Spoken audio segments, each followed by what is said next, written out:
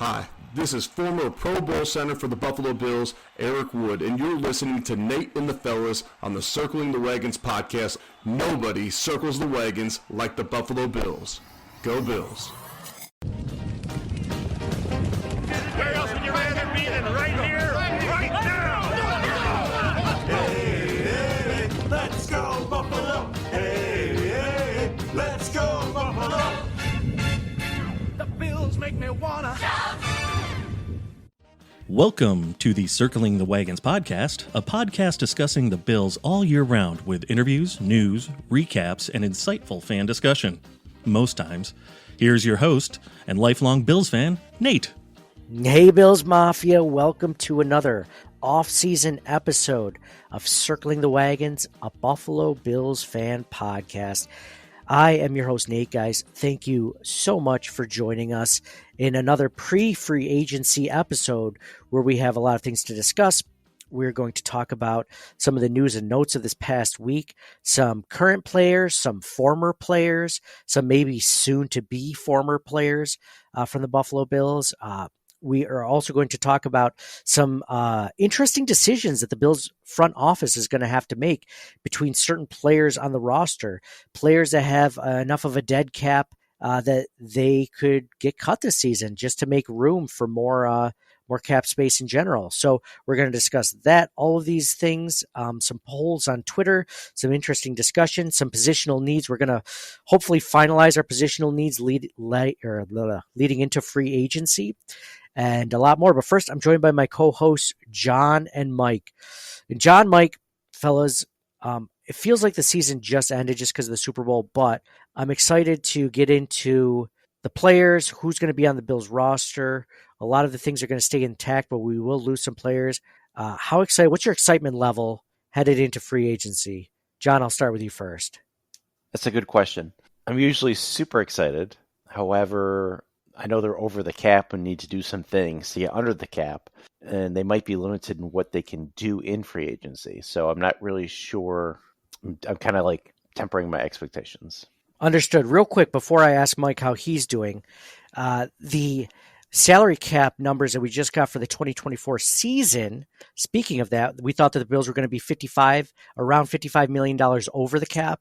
Well, luckily, based on the league salary cap going up in general by about $13 million or something like that, the Bills are only $42 million over the cap. So good news for the Bills. They just found $13 million in their couch cushion, right? Like you ever clean a pair of old jeans or something, and you're just like, holy cow, that's a $5 bill there crumpled up. It's like that, except now it's $13 million instead. So doesn't do a lot for the Buffalo Bills, but it puts them in a little bit better cap situation. That $13 million, if Brandon Beane already had a way of saving all the money he needed to get net positive, cap positive, so now he just has $13 million more to play with, right? So that's a Daquan Jones. That's a Daquan Jones signing.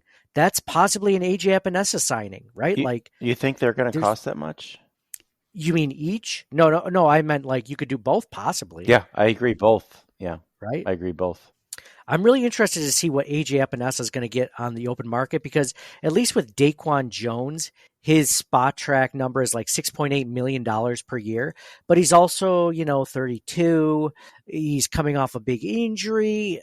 It's a little bit different than AJ Epinesa, who's like a young pass rusher who hasn't proven like to be this sort of like, Chase Young, Joey Bosa sort of pass rusher, but he's young and he's shown flashes.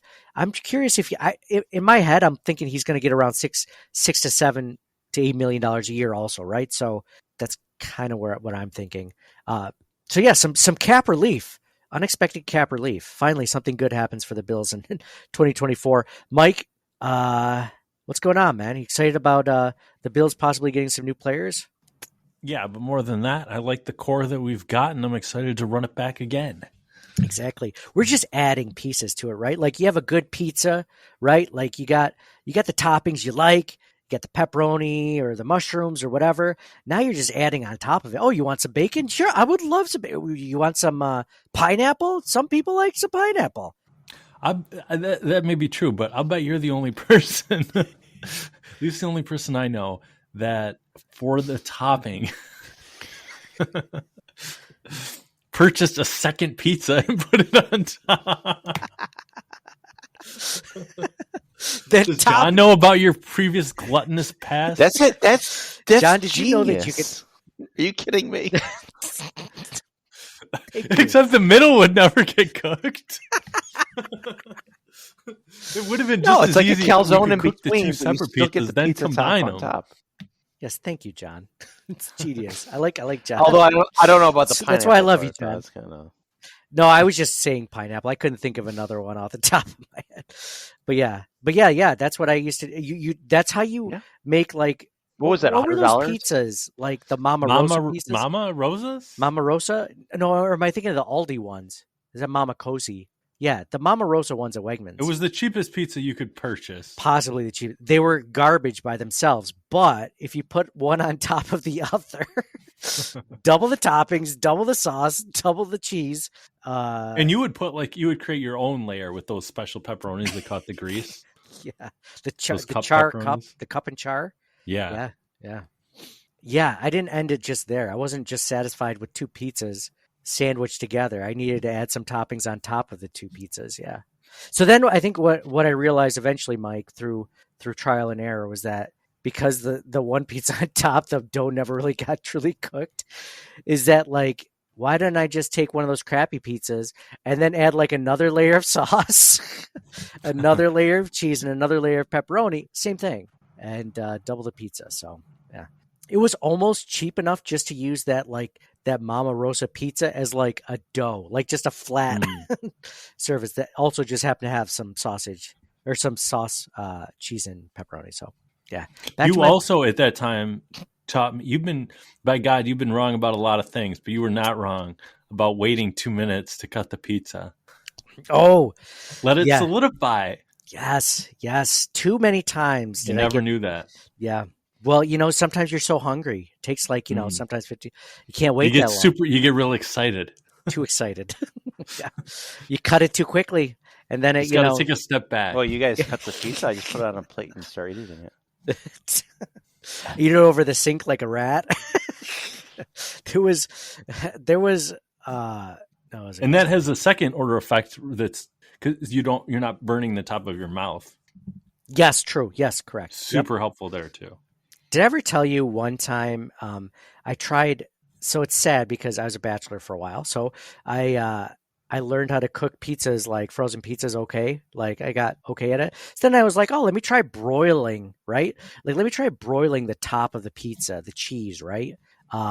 And then the problem is with broiling, like you have to be very like vigilant. You can't just walk away for a while. Like, so it gives you a nice like browning of the cheese, but you have to bring it out after like a couple minutes.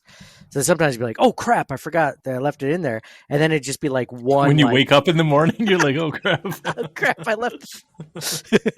Oh crap, I'm dead. Yeah. No, but like I left it was just like one big brown piece of cheese, right? Like it's just like it's almost the same color as a crust. So, but it was still like, and I'm like, well, I spent the last 25 minutes doing this. I'm not gonna let it go to waste. So I cut it probably too early. Probably didn't wait the 2 minutes. Cut it, ate it, and the problem was like when you eat the cheese, like it doesn't like string away. It's like one glob. So like I took a bite of it and the cheese was still like stuck to the bite and it slapped up against my lip for like 2 or 3 seconds and it burned it. Like I had a burnt lip. It probably looked like I had an STD for like a few days just because I broiled the cheese and I just couldn't wait to like eat it till it cooled down. So yeah, thanks, Mike. So you wait 2 minutes to cut the pizza. You wait at least 2 minutes before you cut a steak or anything like that. All goes together. You let the juices, go back to where they need to. And yeah. I thought you were going to say, because so many people like choke from mozzarella cheese. I thought you were going to say like you would almost died choking. I mean, if there's one food that probably would have killed me, it probably would have been frozen pizza. You eat enough of it, right? Like it probably still will. There's still plenty of time left. Yeah. Instead of Mama Rosa's pizza, it'll be Mama Cozy's pizza because we don't really buy a a lot of frozen pizza now. Aldi all day. Aldi all I day. would like to circle back about one thing. You get STDs in your mouth. Yeah, like What do you mean, like a herp? A herp? Yeah, it would look like Okay. herpes, like this big like on my upper lip where the pizza the pizza came off or whatever, and it was just like and then it just like slapped onto the lip because it normally like strings off, right? Because it's it's but it wasn't. It was all crusted together, so there was no stringing off. It was just I looked like I had the herp. So yeah. So news and notes. Is that the only thing that appears on your face? Just so I. Oh, John. Any insight, John? Sorry, I can't help here. Sure you can't, John. What's that on your lip right now? Look, I got a little overzealous eating my steak earlier, and I bit my lip. All right.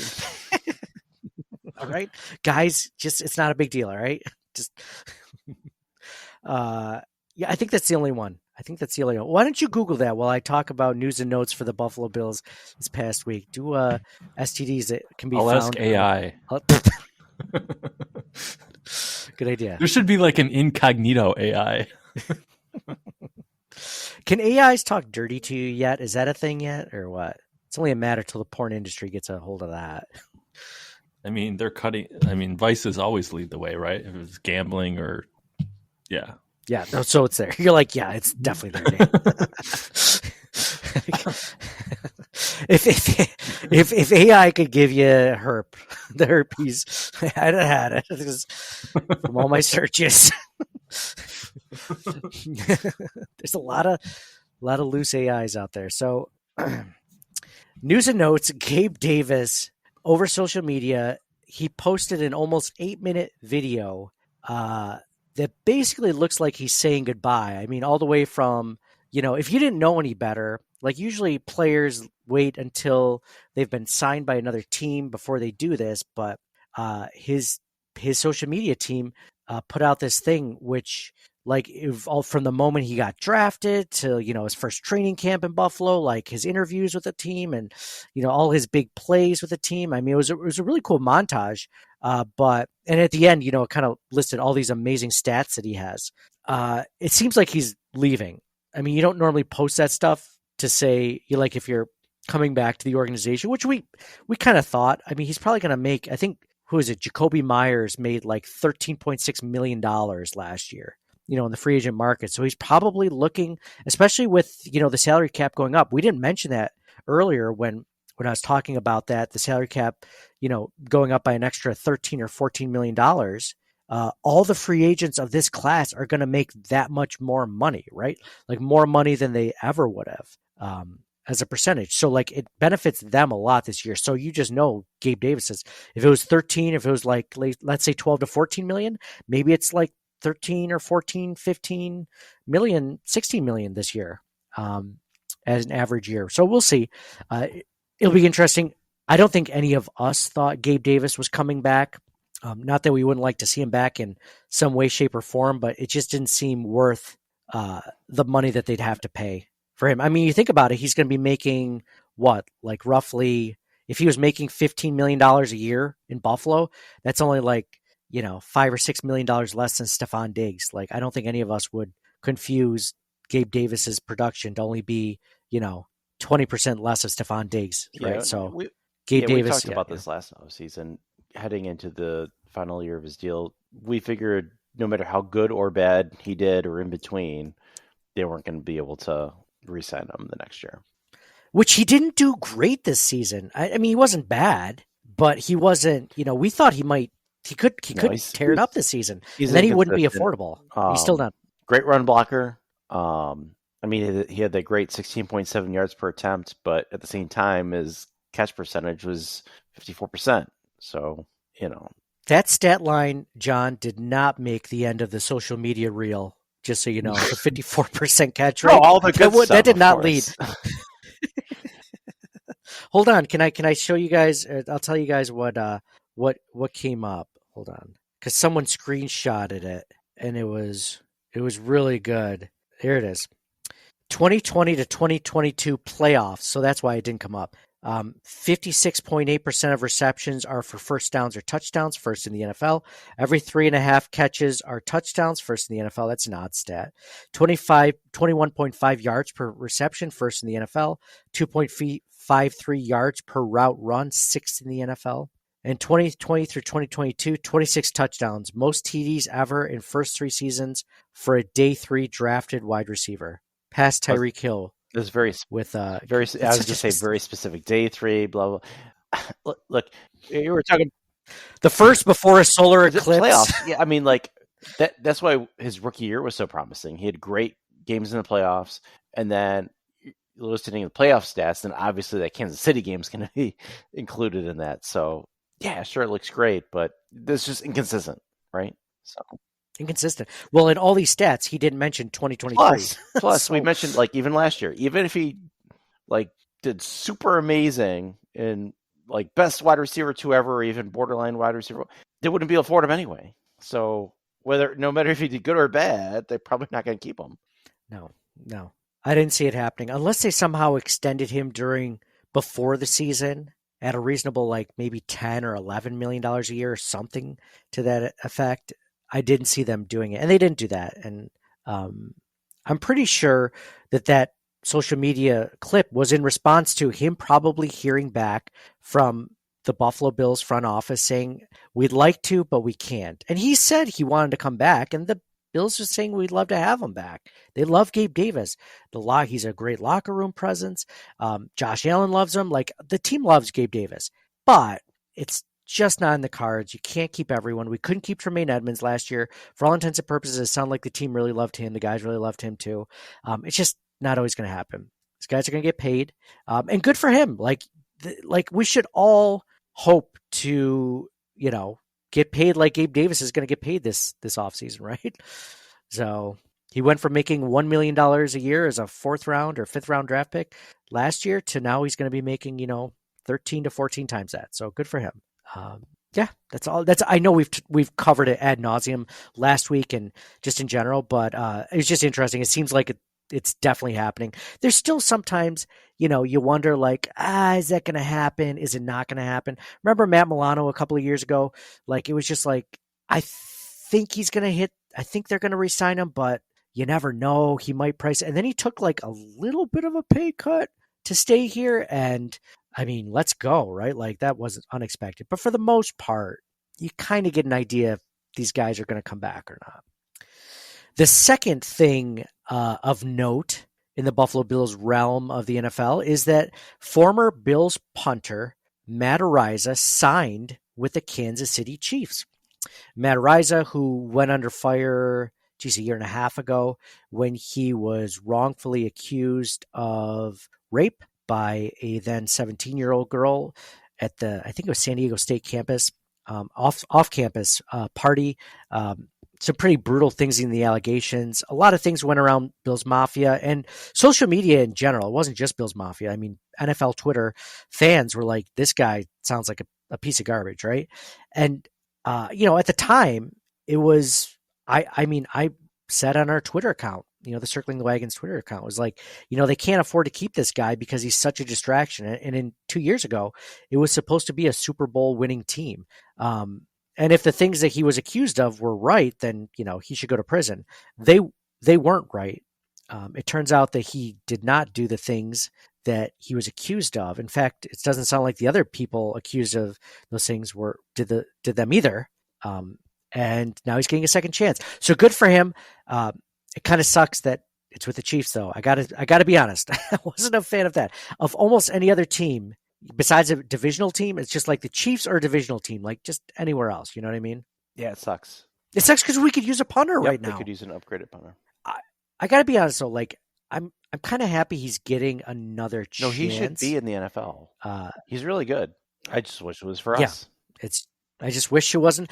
And you know what? They at the time you could tell like the Bills wanted to keep him. Like you could tell like the front office McDermott when he addressed it, the media, like he was torn over this. It wasn't just like I wonder who made the final call and all that. Was it just like a PR thing? It's like, well, he's a punter, so we'll cut our losses. that's the thing. It's all relevant. He was a rookie punter too, so like. But he's still really good. I mean, With- you saw him even in the He's still really preseason. good.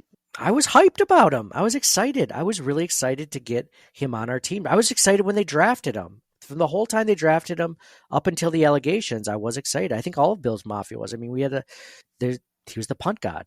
But those accusations were so damning. It was rough. Even if they weren't true, like those are pretty terrible assertions. Even if anybody was can true, accuse I anybody should of say. anything. The reason that they got rid of him was the distraction part of it. Yes, you're right.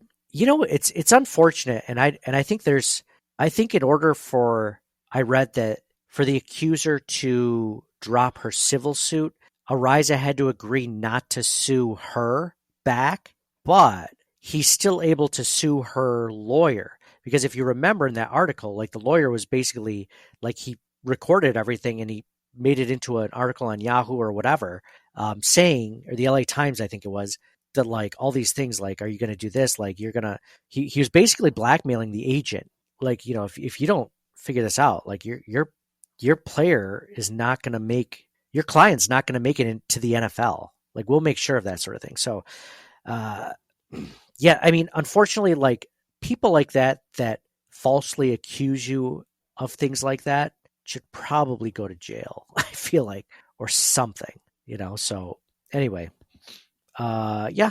So it's unfortunate. It's unfortunate that anything happened in his career, far more important than anything else. But then it's also a little unfortunate that he went to the Chiefs of all. Like it's just perfectly set up for him to get eventually Revenge. like They'll beat us some in the sort playoffs of because yeah, of his punt next year. yeah. You see it like the Bills are ahead, right? The Bills He are puts it ahead. 90 yards punts to the 1 one yard line. the 1 yard line to Naeem Hines, and then Naeem Hines fumbles it at the 1, and then they return it for a touchdown. They recover it in the end zone for a touchdown, and they win 21-20. Yeah. So, it is what it is. But that's just worth noting for the Buffalo Bills news and notes this last week. We're going to try to keep you up to date. It's just unfortunate that it happened to the Bills. I agree, and then for him to go to the Chiefs, but the situation at the time seemed untenable. And like the Chiefs, not exactly the same because he actually did it, right? But Kareem Hunt, he was highly drafted, was an amazing player, and the Chiefs had to cut him. That's right. Certainly much more valuable than Ariza to the Bills at the time, and then Hunt goes to the Browns and does really well. So it could be worse. Yeah. We're kind of the Chiefs-Bills games, there's not usually a lot of punting, so that's also true. Good point. Good point, Mike. I was kind of hoping Von Miller would get suspended this year for, what happened, and that never came up because if he gets on the exempt list, I believe that we can cut him. So that's a terrible thing to hope for. I hope none of the accusations are true for what he did, but yeah, they couldn't really do anything with it. He was a rookie. I mean, I feel like there's some sort of leeway for waiting for due process, like with Von Miller. Like they're waiting for due process. There were some terrible accusations. People thought he should be cut. And I think that if he was a rookie that was like sitting on the bench, they might have considered that based just solely on the accusations. So still nothing new with Von Miller. Nothing, I guess no charges have been filed or anything That like is kind of unfortunate though, right? Like it's a case by case basis, but in not the best of ways. It's case by case based on what player you are, Deshaun Watson or whoever, right? It's just a punter they signed. Whatever. But Deshaun Watson, he's quarterback, blah blah blah. He gets a fully guaranteed contract. That's like, yeah, that's his. Yeah, do you remember those accusations came out about LaShawn McCoy when he was with the Bills a few years ago? That was a thing. And it was brought up on social media, but that never went anywhere. He never got charged. If you just went based off of just purely off of accusers, yeah, we don't. The reality is we don't know these guys. We don't know what they're really doing. We don't know if the accusers are real or true or not. We just don't know. And I think that this kind of it'd be nice if there was like some sort of like process. Like obviously, there's innocent until proven guilty. You can't just like. It seems harsh to like cut somebody like, somebody said this, But if it's true, obviously that's really, really bad, and you don't want that.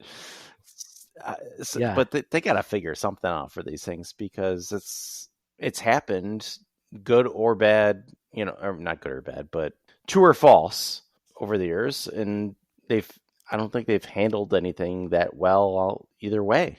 No, I agree. So let's look at some of the free agents of the Buffalo Bills.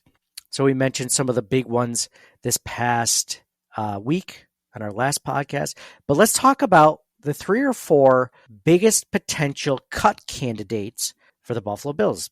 Now, when you're looking at this scenario, you're looking at players that have a lot of savings from cutting, right? So like if you were to look at, the biggest cap hits on the Buffalo Bills, the one that, maybe like, for example, we won't consider this one, but if we were to cut Deion Dawkins, we would save $5 million in cap space, right?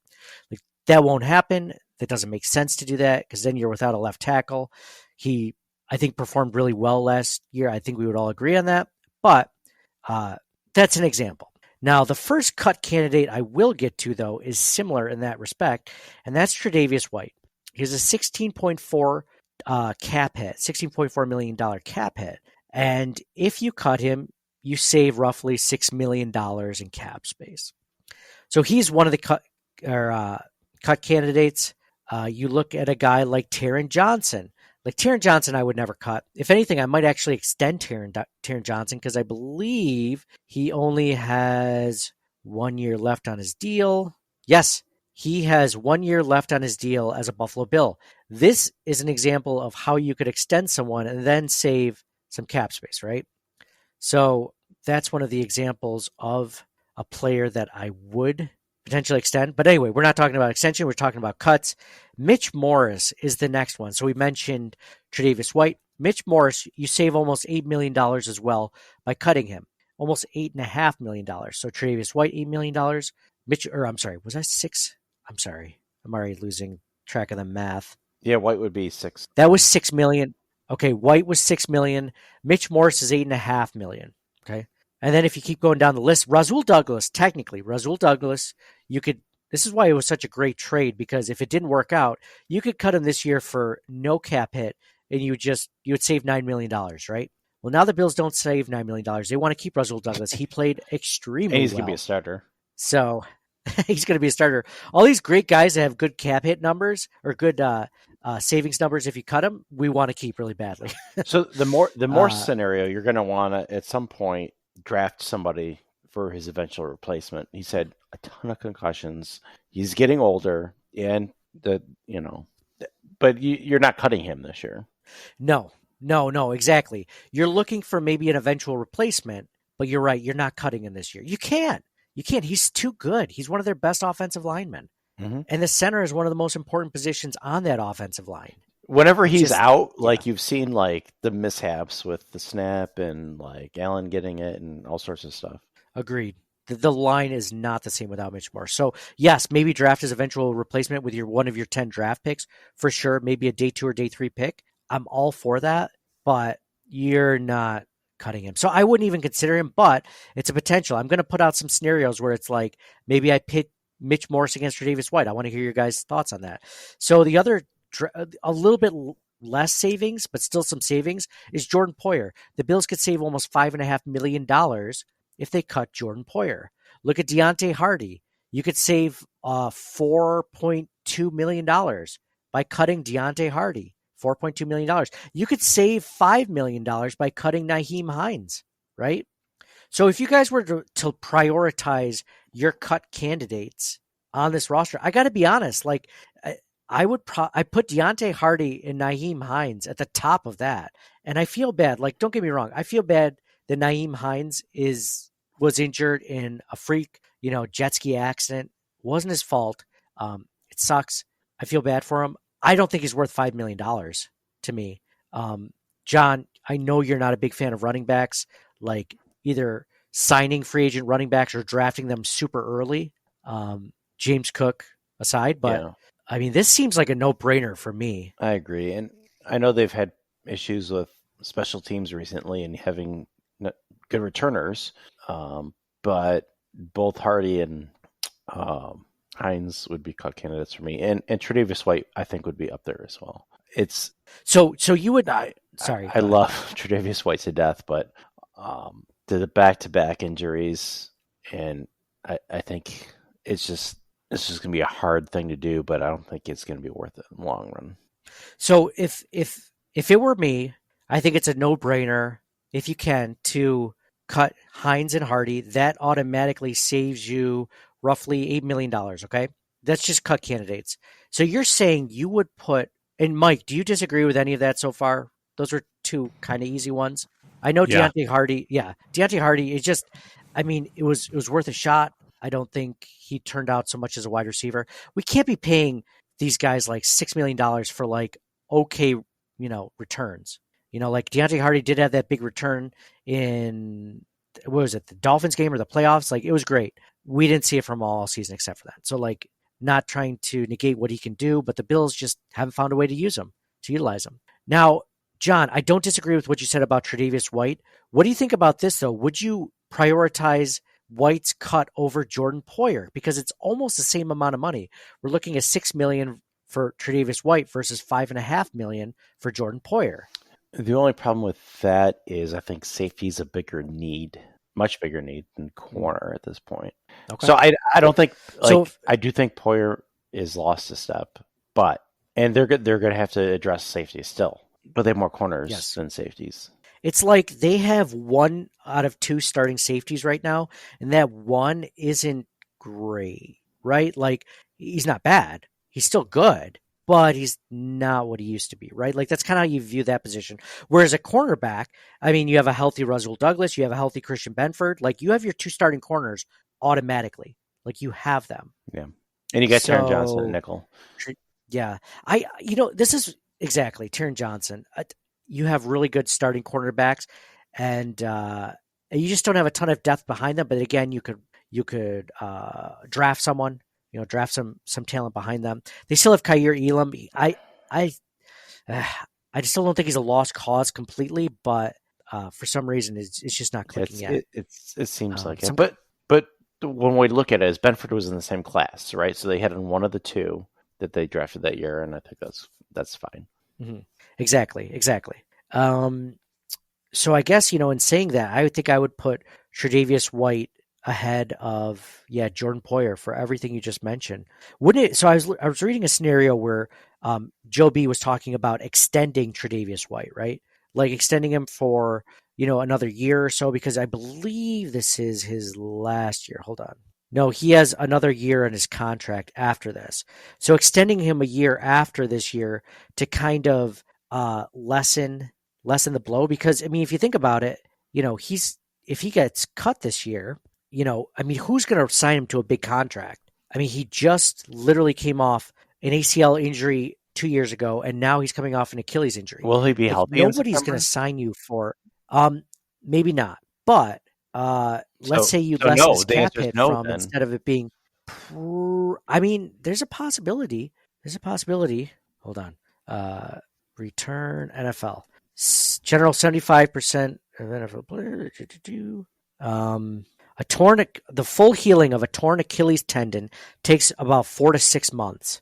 So if that's the case, It took we're looking at 6 months at the max. It took longer than a year for him to be looking really good again. I think ACLs are a little After bit the different. ACL. I- Do you think after having we're Took a year and a we're half. looking at it in like individual injuries, but like having one and then the other, there were different knees, right? Or different. Either way, like you're getting beat up, yeah. and then you get beat up again.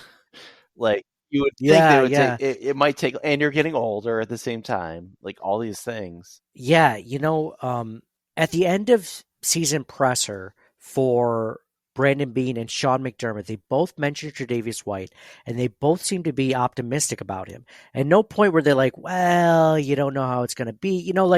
Like they sound like he's coming back. Like that doesn't sound like, they made it sound like he was making progress. He was there all the time. Like they saw him a lot. It wasn't just like, because some of these guys you hear they're rehabbing on their own or whatever. Like he was there and he was putting in the work. and they seemed optimistic about it. To Let me me, it ask you seems something. like Did Bean or McDermott ever say anything that wasn't optimistic about Von Miller? Because if it was always optimistic about Von Miller, it would be very telling if they said the same thing about any other player. yeah, I guess yeah, you're right. I guess they sounded pretty good about Von Miller too. I know Von Miller sounded good about Von Miller. Von Miller thinks Von Miller is a superhero. He's like He's good to Wolverine, go. right? Like he heals. He's good. So I would agree. Like Tre'Davious White. Well, let's say you had to pick between Tre'Davious White and Mitch Morse. Are you picking Mitch Morse every time over that? Like, let's have a difficult discussion. Like, you can pick one of those two Mitch players. Morse. I don't think anyone's picking Tre'Davious White. Mike, I mean, I think Tre'Davious White is one of my favorite players on this roster. Not only in the way he plays, but like his personality. Like he's so likable, right? Like he's so easy to like. But two major injuries, like you said. Mike, what do you think? Is it a no-brainer to keep Mitch Morse over Tre'Davious White if you have to choose between the two? Yeah. Yeah. Okay. All right. So that's an easy one. How about this one? Tre'Davious White, cut Tre'Davious White, or bring back Daquan Jones. I'm sorry, cut Tre'Davious White and bring back Daquan Jones, or keep Tre'Davious White and don't re-sign Daquan Jones. Resign Daquan Jones. Resign Daquan Jones. Mike, agreed? Mm-hmm. Doesn't this sound like, it sounds too good to be true to be able to keep Tre'Davious White and Benford and Russell Douglas, doesn't it? Like there's just too much talent at that position. There's no way they can keep White and Russell Douglas, right? How many teams do you know keep like two really good cornerbacks? It just doesn't happen that often. Unless you have like a Tre'Davious White and you draft another guy that just turns into like a really good player. Like it's just not that. Imagine if they common. hit on Kyrie Elam too. Like then it'd be even.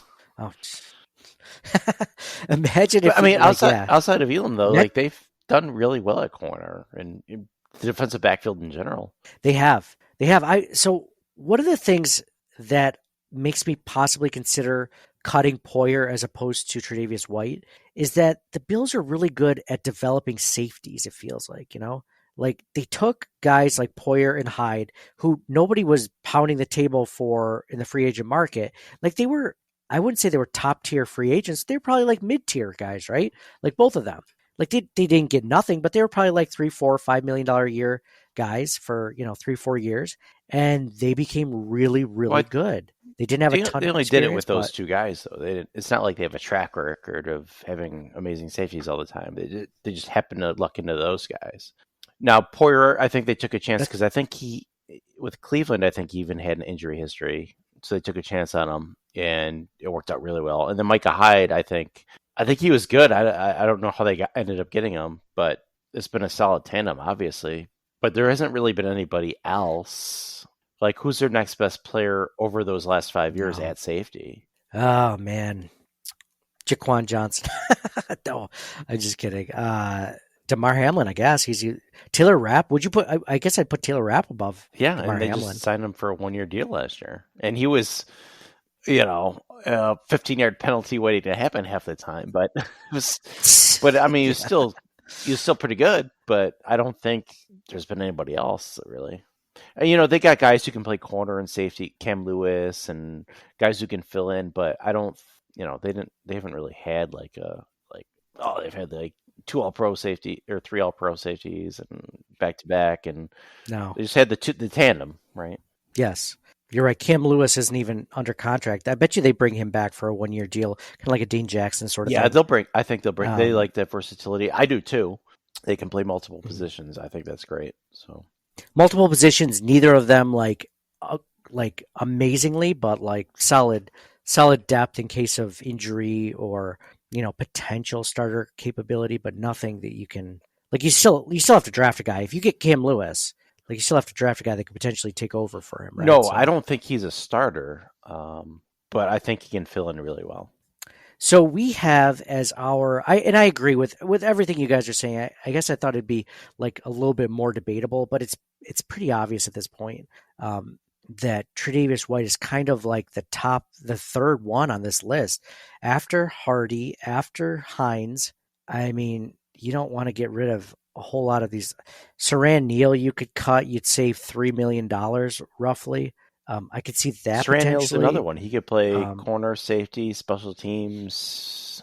It's kind of hard to. Yeah, he's like good depth, good depth that can play multiple different positions. So this kind of leads back into our big board of Bills needs. Last week we set our first tier of needs. We had a wide receiver. Then we had like a kind of like three positions that were kind of in the running together. We had defensive tackle, we had safety, and defensive end. So wide receiver was mostly just because we need to replace Gabe Davis, but also, it'd be nice to have an upgrade or someone that could potentially take over for Stephon Diggs at some point. We haven't really drafted an heir apparent for him. But defensive tackle, the same thing. Like we never drafted an heir apparent for, Daquan Jones. So we're in the same situation. We need a defensive tackle. Like we never really drafted anyone that could take over or could be depth for Ed Oliver at his position. Safety is a need. We never really drafted a safety to take over. I mean, we did with DeMar Hamlin a few years ago, but he's just not ready to take over at that spot. Safety and then defensive end, taking a lot of swipes at the, at drafts picks for defensive end. And now, they traded away Boogie Basham last year, and now AJ Epinesa is a free agent along with Shaq Lawson. One thing, Bean's done a lot of great things, but they failed miserably at defensive end. I won't knock Von Miller against him because he was playing really well before the injury, but like everything else before that has been like, I guess Leonard, the Leonard Floyd was pretty good. Rousseau, but just drafting. Rousseau started to get a little bit better, but took a while. We all knew he was raw anyway. But yeah, in general, defensive end has been the biggest miss, I think, especially since the whole idea of getting better defensive end was to beat the Chiefs, and that still hasn't happened. So at least in the playoffs. Yeah. They asked Bean about that at the end of season presser. Be like, it's basically like what you just said. Did you build this team to beat the Chiefs? And he was just like, well, you build the team to beat the division first. He's like, and then. Well, Bean's like, I can beat the division already. So in his head, right? Yeah, let me use that as my. No, I wasn't. In his head, he's like, yeah, sure, of course, yeah, we gotta beat the division first. Yeah, we're already doing that. So yeah. I mean, you got to beat one to build. Like, you got to build a team to beat. Like, who have we beaten the most the last 3 years? The Dolphins. Oh, you got to beat a team to beat the Dolphins. You got to build a team to beat the Dolphins first, and then go from there. Yeah.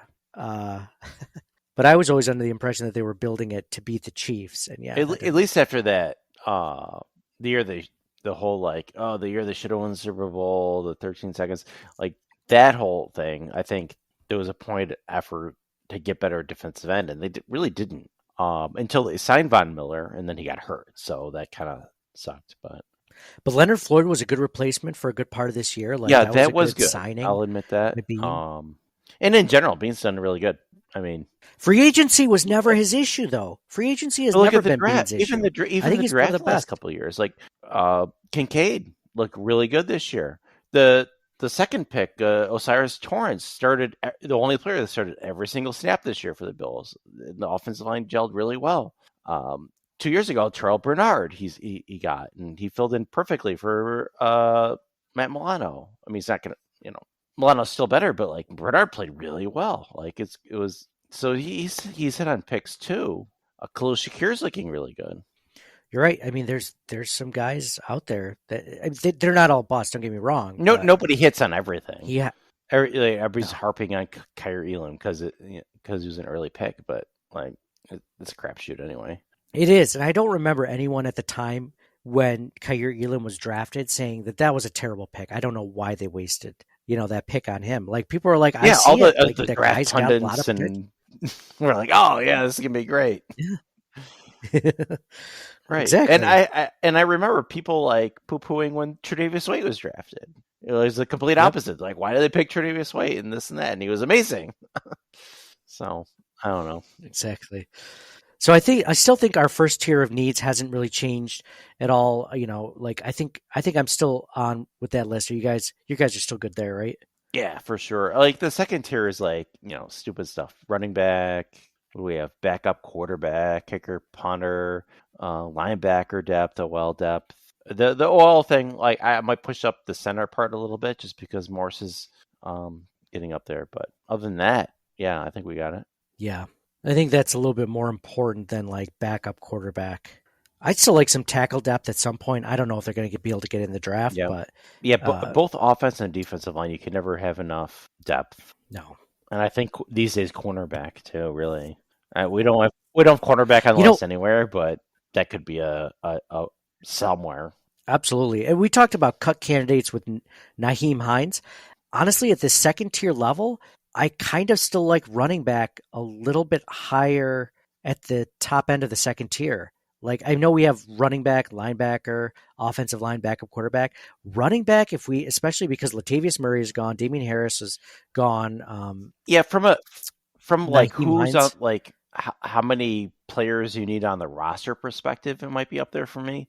But from a priority perspective, it might not be as high for me. Yeah, like best player available. If it comes down to like, I mean, we're not talking in the second tier with like a day 1 or probably even a day 2 pick, right, at this level. So automatically you're probably thinking day 3. But I mean, all things being equal, if they had a good running back or good linebacker, I mean, it'd be tough to pass up like a good potential, middle linebacker prospect. But the running back would get more action in this offense than a backup linebacker would, or Matt Milano's backup, or Terrell Bernard's backup, right? So, like, I think that is still a very important position. So, would I be upset if they took a 4th round running back? Like, no. I don't like them taking a 1st round running back. I never liked that idea. But in the 4th round, if you can get a guy that'll take 5 to 7 snaps or 5 to 7 touches a game from James Cook, and he's good and reliable, like, I'm all for that. Like, that is a need. I wouldn't hate it, especially if James Cook goes down. We have no one in James Cook. I wouldn't Cook hate it down. if it's as long as it's after the 3rd round. But even then, you get undrafted guys every year that look amazing. I mean, look at the guy from Baltimore got injured this year. What was his name? I can't remember. He's an undrafted free agent. Justice Hill? No, he's a rookie this past year. He got hurt. He got a season-ending injury early on. It wasn't J.K. Dobbins. Well, he also got hurt 2 years ago. Keaton Mitchell? Yeah, Keaton Mitchell. Yeah. He looks really good. Like, his yards per carry was, like, phenomenal. So, just like Devon Achane was. And he was, like, a higher pick. So, you can find these guys really late. And the Bills, too, are kind of weird because they like to have like one really old guy for some reason, but they usually do okay, which is weird. Like to me, that doesn't make any sense. But hey, I just don't want them spending really high picks on running backs anymore like they used to. And even this regime has done it with they spent that Cook was 2nd round, although I did like Cook when they picked him, but Singletary same thing, and the guy they traded to Indy. Zach Moss, same thing. Like, he was a 3rd round pick. I'm like, stop spending high picks on these guys when I like BPA. And then, like, maybe, like, if it's all things being considered equal, pick your need. But for certain positions, it feels unnecessary to, even if he's, like, a tier above, it's like, oh, he's a tier above all these other guys, so I'm going to pick the running back. That doesn't always make sense to me, I think. I agree. I like him as the 5th need still on this team, but I'd put him lower than 5th. Okay. I'd put it under linebacker. I put OL about 2 above where you have it right there on that sheet. I put OL 5th. Okay.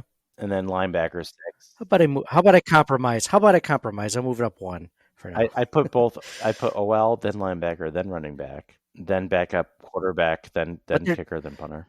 But I mean, if you're talking about drafting a linebacker, I know it depends. I know it depends. Okay. I'm just saying like what their needs are right now.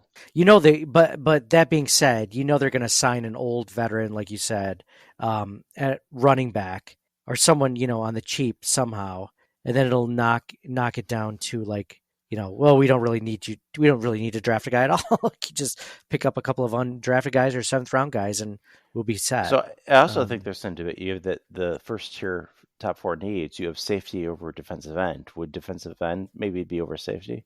I think I think it's No, close. I think it's really close. I'm not saying you just change it, but there's something to think about. So this is what I'll say there. After I listened back to our conversation last week about safety and defensive end, and I think defensive end is important. We kind of talked about where we thought Von Miller was going to be this next season. I think we all kind of came to an agreement that he would bounce back in 2024. I mean, guys that are that good and future Hall of Famers, like they don't just fall off the map and stop playing. Like I think he was really just struggling with that injury and then obviously some personal issues, but I think he comes back to be like probably 70-80% of what he was in 2022. Like I think he makes an impact this year. That's the hope, but So if he doesn't right away, then like you're banking a lot on screwed. Von Miller.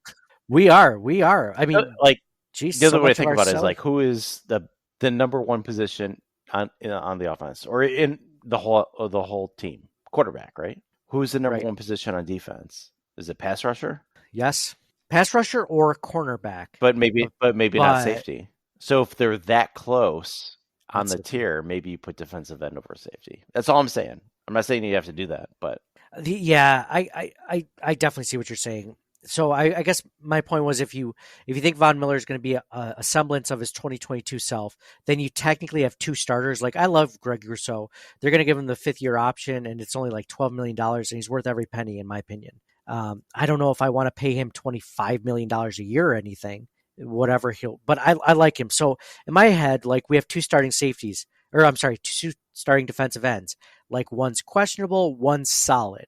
Safety, we have only one of two starters at this point. One of two starters. If that's the case, and I don't even love Jordan Poyer as a starter at this point in his career. Like he just is. So that's why I say safety over defensive end. But like you said, defensive end is a more important position. If they went wide receiver or defensive end next, I would not be upset. Like those, like after wide receiver, to me, like those next three are kind of like best player available of those positions, you know? Like if they get this amazing best player available of like running back, like I think I'll be disappointed. But if it was like anything within that realm, I'd be fine with it. I mean, like as far as the draft is concerned, it's really gonna depend. You could be in the 3rd round and it's like, oh, I got my 3rd tier running back and my 5th tier defensive end. What do I do? Yeah, exactly. And you got to make the best decision you can. So yeah, it all depends on that. I mean, if they went defensive end 1st round, I mean, I wouldn't be surprised necessarily. Like I'd want them to do that only if like the best wide receivers or defensive tackles were gone potentially. But what do you think the odds are, offense or defense, for that first pick? Realistically, defense. I agree. I think it's defense. Do you? Okay. I think they look at the players that they're losing on that side of the ball, and it's a lot more than on the offense. Yeah. It might depend too who they pick up in free agency, but I think that's true. Unless some receiver, like they're not getting no Marvin Harrison or anything, they're picking 28th. So it is what it is, and they have Stephon Diggs was a 7th round pick, though. You can get those guys late. That's the thing, but you have to at least take a swing at them. Yeah, they got they got Justin Shorter in the 5th round. Maybe, I don't know. He was hurt. Maybe. People are talking about it. I've had folks DM me over Instagram or social media or Twitter or whatever, and they're like, don't forget Justin Shorter. And like, dude, I did not forget about Justin Shorter, but I mean, he came out of college. He wasn't really setting the world on fire at college. And then he had a year of injuries where he was not really, he basically lost a year. So for me to expect him to show up big this season, it'll be make or break in training camp for sure. Yeah, I mean, I don't expect him to become a starter this year at all. If he will at all, it'll be, I think, in 2025. Yeah. I don't think it's this year. I would like to see them bring in a free agent receiver and then draft 2 receivers. Not necessarily in the first round, but draft 2 receivers and then go nuts on the defensive line and safety and all these other positions we mentioned, offensive line, running back, linebacker, whatever. Well, if they go cutting Deontay Hardy, like we said, they just lost Hardy, Sherfield, and Gabe Davis in the same offseason. So you have to replace 3 starters. So you got to sign 1 and draft 2, or sign 2 and draft 1 or something. They weren't all starters. No, true, but they were all active. They're on the active roster. players. They were all yeah. the 53-man roster. Sorry, that's what I meant. 53-man Especially roster. when they play like 12 personnel. Yeah.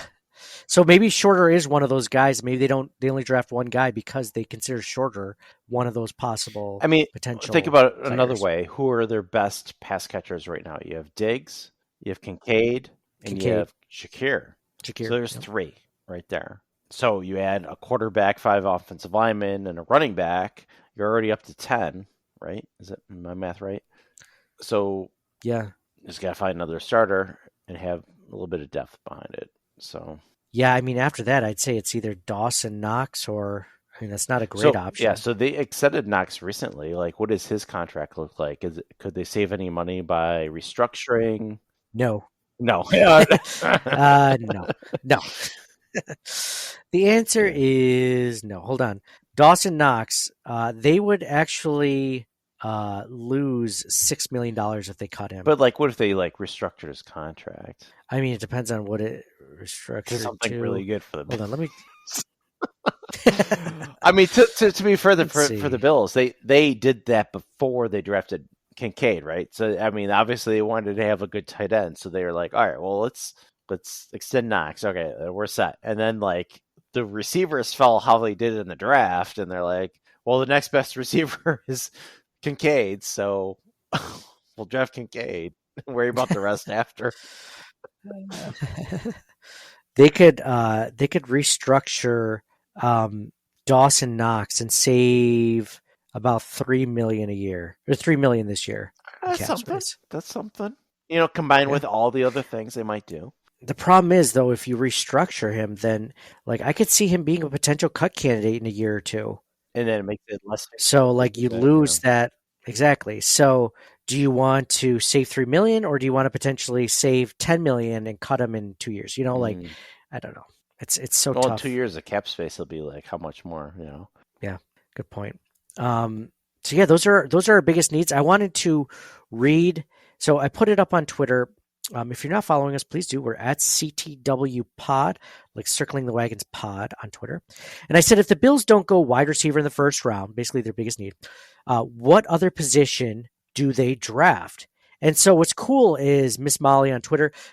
I sometimes when you post something, and this doesn't happen all the time, obviously, but if it gets a lot of engagements, like I just can't keep track of all of the transactions. Like I try to, but it just doesn't happen. Like it just so many people are either liking or replying or whatever. So I mean, we had 188 replies to this, and then how many quote tweets on it.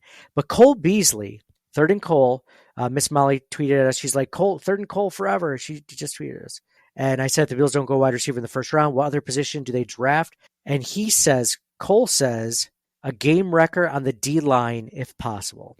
So I like what Cole did because he was very liberal with what he said. The D line, he didn't specify defensive tackle. He didn't specify defensive end. He just said a game wrecker on the D line. And I got to say, say what you will about Cole Beasley, I love that response. It's 2 of our 4 biggest needs, right? Is defensive line, tackle or end, whatever. Yeah, we just tackle or end, right? Like you want a game wrecker. Yeah.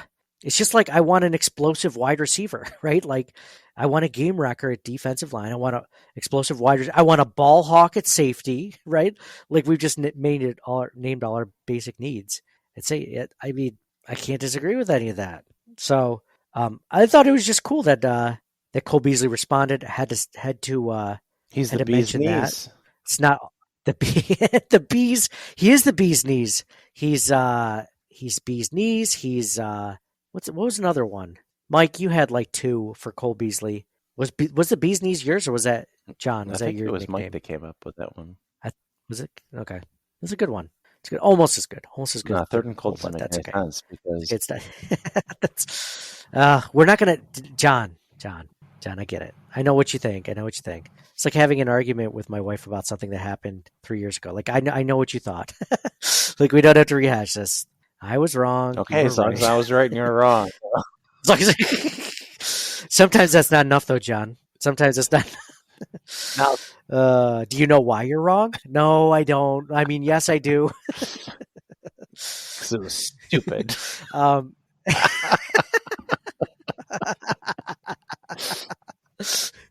because it's so stupid sometimes. I just don't listen to the It's okay, obvious I things forgive like you. what you say in front of me. Thank you, John. Thank you.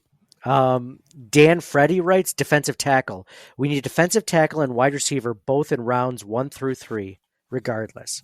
I don't disagree with anything at this point. Brandon Bean, season 2024, says best player available at a position of need to include wide receiver, center, defensive end, defensive tackle, and safety. There's your center, John. He agrees with you. Yep. Yeah, I'd put that after those top 4. Oops. Sorry, I just realized I wasn't sharing the screen with you. You guys can't even see what the heck I'm writing. I'm talking about. Cut that out. Okay. Ulysses writes. Just making it up. Just making it up. Somebody tell John to come up with a better nickname for Cole Beasley. Ulysses says, going bold, cut Morse, save $8 million on the cap, and draft our center for the next 10 years. Interior line is about the only place you can get a top prospect at 28. Now, I don't disagree with that logic completely, It is a risk. but don't you hate it is a risk. Don't you hate cutting a guy to save some money, which I get, we have to save some money just to afford our draft picks, but like leaving a huge hole and then drafting someone hoping you'll get someone as good as Mitch Morse? So what? Like, doesn't that seem what was the savings unlikely? again for the $8 million. $8 million for Mitch Morse. I feel like that's not enough of a savings. I think we already kind of went over this. You cut Trey White before Mitch Morse. But I mean, It's a but again, then huge you're risk. using that 20. I mean, the draft is a crapshoot. Like you've seen what they've been like without Morris in the lineup. They need to draft somebody the one for thing sure to try him out to Sure. see if he could succeed him at some point. But I wouldn't just replace him immediately. No, you're kind of like with cutting Trey White. At least it's like, you're cutting a guy who coming off a major injury, the second one in 3 years, and you could save $6 million. It's like, for another $2 million, let's put a huge hole in our offensive line at center, and then try to replace that in the draft. See, like, because you're definitely not replacing it in free agency for $8 million necessarily. So at least someone as good as him. The other thing, the only thing I'll say for Ulysses, real quick, John, is that he has a point about Morris as far as injuries, because Mitch Morris might be one concussion away from retiring. I agree with that, and I think they should still draft somebody to replace him at some point. So I think they should do both. From a philosophical, I was gonna say, I think you can get a guy in like the day 2, day 3 for that for position, sure. though. Yeah, and then it you'll needs know. to be 28. And if it doesn't work out, then you can adjust the year after, right? If he's like, this guy's not gonna fill Morse's shoes, well, we'll take a second stab at it the next year, type of thing. Yep. Either free agency or where Morse was free agent when they got him. From a philosophical standpoint, offense versus defense, the defense, despite a ton of injuries, obviously there was a straw that broke the camel's back, but McDermott had them running really good this year. On the offense, they actually have everybody coming back except for Gabe Davis for starters. So, and we keep talking about adding weapons and things for Josh Allen, and to make it so that maybe who cares is really hard in the NFL to have a good offense and defense, or at least a really great offense and a really great defense. So if you're going to pick one, pick the offense and just score every time. So if the offense is already largely intact, just add to it. Don't take away from it, just add to it. And on the defense, see if you can make do. You got a defensive-minded coach, they'll figure it out, in my opinion. Agreed. So let's say we're getting way ahead of ourselves because free agency hasn't happened, John. But let me know what you think about this. The Bills have needs on offense. They have a need at if you have your franchise quarterback, in my opinion, you always draft at least one wide receiver and one offensive lineman each season, just because you can never have too many of those guys, no matter what, at least one, right? Like that's my opinion. So I think that they draft at least one wide receiver. They draft at least one offensive lineman, like you said, potentially a center, ideally, to take over for Mitch Morse, potentially.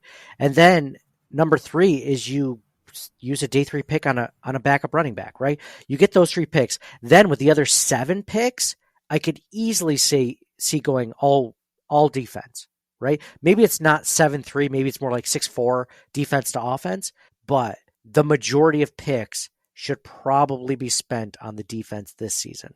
Yeah, probably. Again, way ahead of ourselves. We don't know how the draft's going to line up. Maybe all the defensive players go in the first round, second round, third round, and the Bills have to pick an offensive player or whatever. That's fine. The only Walker, like the last couple of rounds, that could be anything. You'd be drafting like a quarterback, running back, a kicker, or a punter, or whatever. The last couple of rounds, or it could be all UDFA, like those kinds of things. Yep. It could go either way. Bills Mafia Mike. Now, this is an interesting thing. Might as well draft a QB, because if I'm Josh, I'd ask for a trade for not getting me some damn help. Yeah. No, they did. Well, I feel like they did that the first last two year. picks were offense. Come on. Yeah, they did help him out a lot. Yeah, this isn't last like an year. Aaron Rodgers scenario where they never drafted somebody who could catch balls. Like Kincaid was a first-round pick. Exactly. You want to hear something interesting, by the way, about the draft last year? I just heard on a podcast, Dawson Knox was talking about the draft, and it was with Eric Wood. Eric Wood was asking him,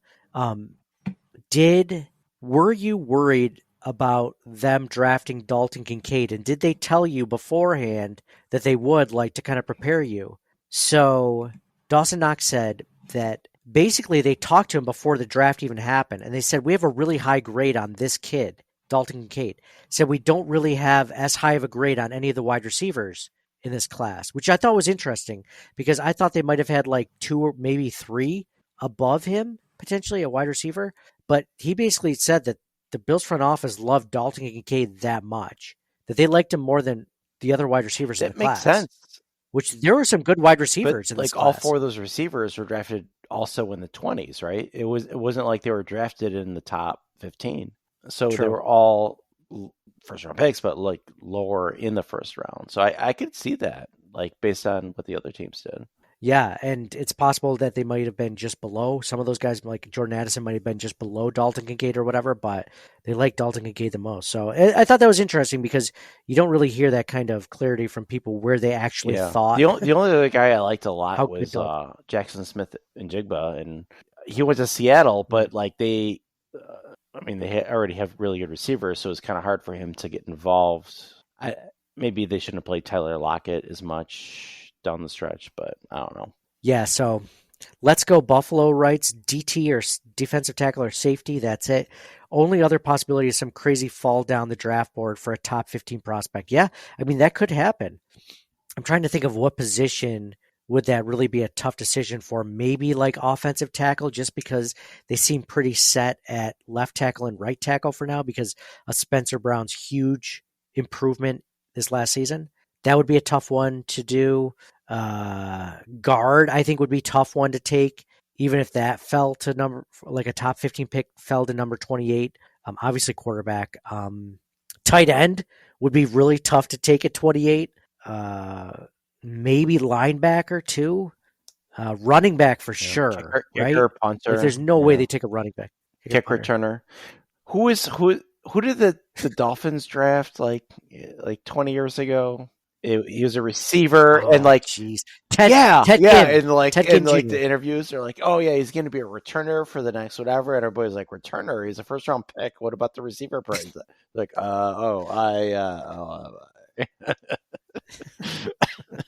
was hilarious. Sorry, you cut off right there. Next question. That was good. Yeah, for sure. Nerdy Birdie writes, D-line for sure. They're losing a lot of people at defensive tackle and defensive end. Yeah, for sure. I think we're kind of all in agreement for that one. EB says, no, it's a defensive tackle or defensive end. I'd be shocked otherwise. I was a little shocked last season. I thought that when they drafted Dalton Kincaid, they were going to go defensive tackle. I can't remember the prospect that I saw fall, and he went to the Saints like right after, but I thought they were going to go defensive tackle for sure last year. Matt writes, none. If you ignore the wide receiver position yet again, there's no need to play the season, because you're going to continue getting the same results each year. Dude, okay, Matt, I agree with what you're saying in theory, but look at the Chiefs. The Chiefs didn't have they don't even have a Stephon Diggs-like receiver on their roster. I mean, you could say Travis Kelce is that guy, his number one wide receiver. But other than that, they have some pretty good guys, but no one crazy. Their offense isn't what their offense kept the ship steady, but their defense is what carried that team this year. So if you end up having Josh Allen, Stephon Diggs, Dalton Kincaid, Khalil Shakir, and a good offensive line, if your defense becomes elite, like if the Bills don't have so many injuries on defense last season, like you can make a run. So I agree what he's saying. I agree with what Matt's saying in theory, and I've definitely said that out loud. But if they end up hitting on some major draft picks this season, like at safety, at defensive tackle, at defensive end, like this is a Super Bowl team. I mean, you just said with what they already have in said place. It, like they have to be healthy at the right time to make that run, and they were making a run obviously to win the division and get in the playoffs with that seed that they got and keep going, but they were not healthy whatsoever, especially on defense. And sometimes that's all that matters. At that point, like Bernard was out, and like there's no way they're going to win that. Yeah. So those were some really good replies on Twitter. Thank you guys all for chiming in there. So I think we hit on everything. If you guys want, we'll DM me. I'll send you our big list of Bill's needs, and I can send that to you. But I think we're good. We want to do one more podcast before free agency where we talk about a few prospects that we might be eyeing. So we're going to try to do that for the next episode. But yeah, I think we covered a lot. Any final thoughts, John or Mike, before we end this one? Okay, cool. Thank you guys so much for listening. If you guys could do us a favor, leave us a 5-star review on Apple Podcasts or Spotify. We'd truly appreciate it. That would do a lot to help us reach a little bit more of a broader fan base. It helps. Subscribe, download, whatever. Tell your cool person, if you're listening to this podcast, tell other cool friends of yours, that you listen to the Circling the Wagons podcast. So definitely appreciate you guys listening, for following in with us in the off season, doing this. We're figuring this all out together, and hopefully we develop the Bills team the best we can together. And by the way, I know that some of you like to email us during the season. I can't usually respond to those emails all the time, or at least bring them up on the podcast. If you have anything that you want to discuss, or even just bring up on the podcast as far as free agents that you like, or draft picks that you like, or whatever that you want us to discuss, feel free to email us, ctwpod@gmail.com, or DM us and say, hey, I really like this guy. You guys should talk about him, or whatever. And we can do that. We can focus it a little bit more, but let us know. This is the time of year to do it. So again, thank you guys all for listening. Signing off for John. Bills. And for Mike. Go for Bills. Me, Nate, go Bills. And we'll talk to you guys again soon.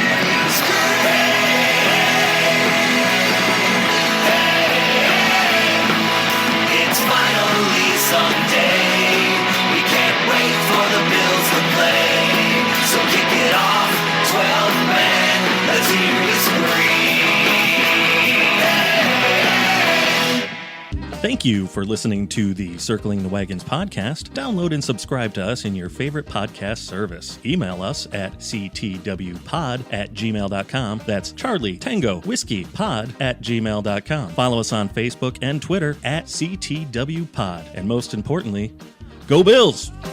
Nobody circles the wagons like the Buffalo Bills. Nobody circles the wagons like the Buffalo Bills, Nate. Well, listen, the whole show is called Circling the Wagons. Say no more. I love it.